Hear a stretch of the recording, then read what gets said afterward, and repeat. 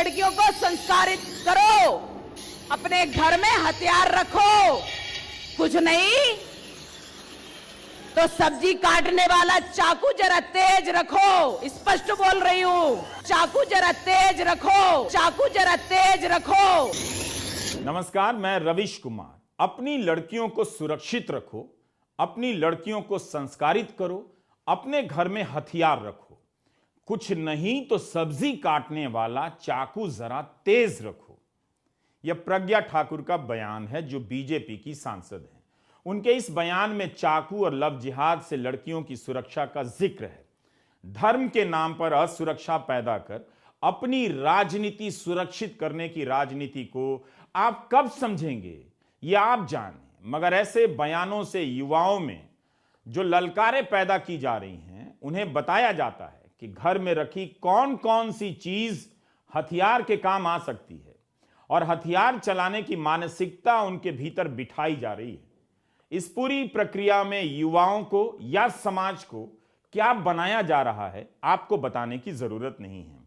हर समय हथियार चलाने की, या जो हथियार नहीं है उसे भी हथियार की तरह देखने की यह राजनीति किसी को डॉक्टर नहीं बनाती है, दंगाई बनाने के रास्ते पर अवश्य ले जाती है। यह समझना जरूरी है कि यह असुरक्षा क्यों है। क्या वाकई आप धर्म को लेकर इतने असुरक्षित महसूस करने लगे हैं? अपनी लड़कियों को संस्कारित करो, अपने घर में हथियार रखो, कुछ नहीं तो सब्जी काटने वाला चाकू जरा तेज रखो। स्पष्ट बोल रही हूं, चाकू जरा तेज रखो, चाकू जरा तेज रखो। इस शान पर चाकू की धार इसलिए तेज नहीं की जा रही कि किसी की गर्दन काटनी, बल्कि इसलिए कि जब यह रसोई घर में पहुंचे तो बंदा गोभी कटे, बंदा नहीं। पूर्वोत्तर की इस रसोई में बंदा गोभी की बारीक कटाई हो रही है, ताकि खाने वाले का मन अच्छा हो जाए और वह पेट भरने के बाद केवल प्यार के बारे में सोचे, सेहत के बारे में सोचे। मगर एक सांसद चाहती हैं कि लोग इस चाकू को हथियार की तरह तेज कर लें, इसे सब्जी काटने के सामान की तरह नहीं, गर्दन काटने के हथियार की तरह देखें। और चाकू को हथियार की तरह देखते देखते हथियारों की तरह सोचने की प्रवृत्ति आ गई तो उसका क्या होगा? जिस चाकू से आप रोज प्याज काटते हैं, साध्वी प्रज्ञा चाहती हैं कि आप उसे हत्या के बदले के हथियार के रूप में देखें। नफरत की राजनीति आपकी सोच बदलना चाहती है, इसलिए घर के सामान भी बदल रही है। आपने कभी चाकू को हथियार की तरह नहीं देखा होगा, क्या पता कुछ लोग देखने भी लग जाएं। चाकू की धार तो इतनी ही तेज होती है कि आलू, प्याज और टमाटर या टिंडे कटकर कढ़ाई में पहुंच जाएं, और जब थाली में पहुंचे तो पकी हुई सब्जी का सौंदर्य आपको आश्वस्त करे कि अब भूख का अंत होने वाला है, मन को शांति पहुंचने वाली। लेकिन साध्वी प्रज्ञा इस पूरी प्रक्रिया में बदले के नाम पर हत्या का इरादा जोड़ देना चाहती है। किसी ऐसे समुदाय से बदले की आग भर देना चाहती है कि बनाते वक्त और खाते वक्त आप यही सोचते रहे कि वे आ जाएंगे, बेटियों को ले जाएंगे तो रसोई में रखा सब्जी काटने का चाकू काम आएगा। कल्पना कीजिए, जिस चाकू से आलू बारीक कटता हो, उससे किसी की हत्या हो और फिर वह वापस रसोई में लौटकर आलू काटने के काम में लग जाए, तो क्या आप उस चाकू से कटे आलू की भुजिया खा पाएंगे? इस तरह के बयान हर उस चीज को देखने का तरीका बदल सकते हैं, उनके इस्तेमाल की कल्पना बदल रहे हैं, उनका सौंदर्य बोध बदल रहे हैं, जो हथियार की तरह होते हुए भी हथियार नहीं। पहले ऐसे बयानों से एक समुदाय के लोगों को धर्म के दुश्मन की तरह देखने की ट्रेनिंग दी गई, अब घर के सामान को हथियार के रूप में देखने की ट्रेनिंग दी जा रही है। इस तरह जब आप चाकू को हथियार और एक समुदाय को दुश्मन समझने लायक हो जाएंगे, तब क्या होगा, आप क्या बन जाएंगे, बताने की जरूरत नहीं है। इंसान को दंगाई और आतंकवादी इसी तरह बनाया जाता है, पहले जहर भरा जाता है, फिर हाथ में हथियार थमा दिया जाता है। साध्वी प्रज्ञा के इस बयान से लगता है कि प्रधानमंत्री मोदी के 8 वर्षों के शासनकाल में अराजकता आ गई है। आपकी सुरक्षा अब सरकार नहीं कर सकती, इसलिए रसोई में रखा तसला, ढक्कन, कद्दूकस, चाकू वगैरह, बेलन वगैरह आपकी सुरक्षा में तैनात कर दिए जाएं। बीजेपी की सांसद के बयान से लगता है कि अब सुरक्षा आपको खुद करनी होगी। जैसे अब सुरक्षा guard, bodyguard, home guard, police, सेना सब खत्म है, ये सब इनका वजूद नहीं है, ये सारी एजेंसियां खत्म हो गई हों जैसे। आप अकेले बच गए हैं और हमला होने वाला है, इसलिए चाकू और बेलन निकाल कर रखिए। 56 इंच और मजबूत सरकार से सुरक्षा नहीं होगी, आलू काटने के चाकू से होगी।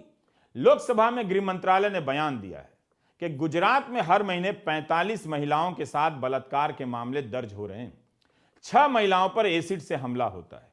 गुजरात में 2018 से 2021 के बीच 2156 महिलाओं के साथ बलात्कार के मामले दर्ज हुए हैं। दूसरे कई राज्यों में भी इसी तरह के हालात होंगे। औरतों के साथ गलत व्यवहार घर में ही होता है, जान पहचान के लोग ज्यादा करते हैं, मगर यह सब लड़कियों की असुरक्षा का मुद्दा नहीं बनता है। इनके नाम पर दूसरे समुदाय के लोगों को ललकारा जाता है, उनके खिलाफ आपके भीतर जहर भरा जाता है।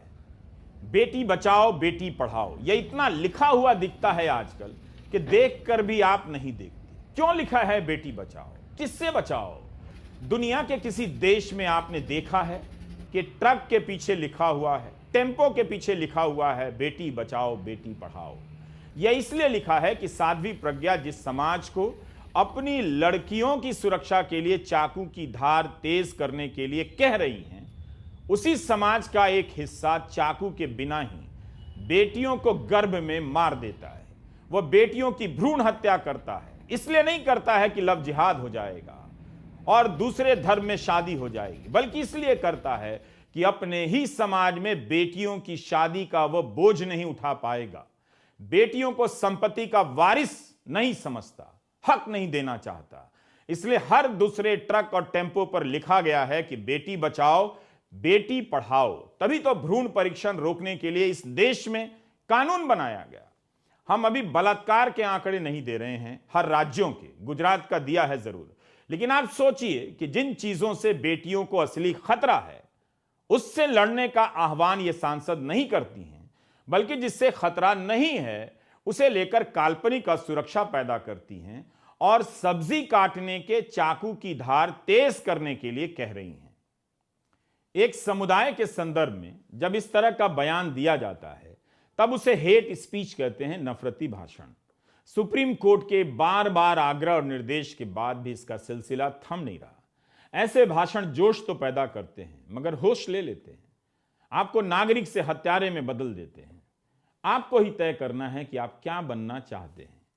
जिस रसोई घर में किसी की ममता पकवान बनाती है वहां अब हैवान तैयार किए जाएंगे, इस तरह के भाषण दिए जा रहे हैं।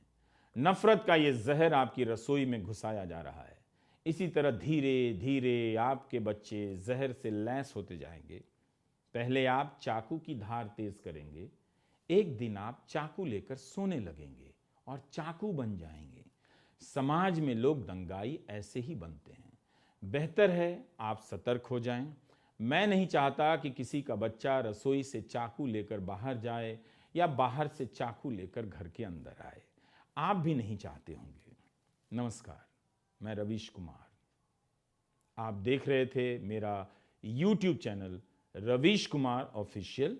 इसे ज्वाइन भी कीजिए और सब्सक्राइब भी कीजिए और अपने साथियों को भी बताइए कि Ravish Kumar official YouTube channel कैसे ज्वाइन किया जाता है, सब्सक्राइब किया जाता है।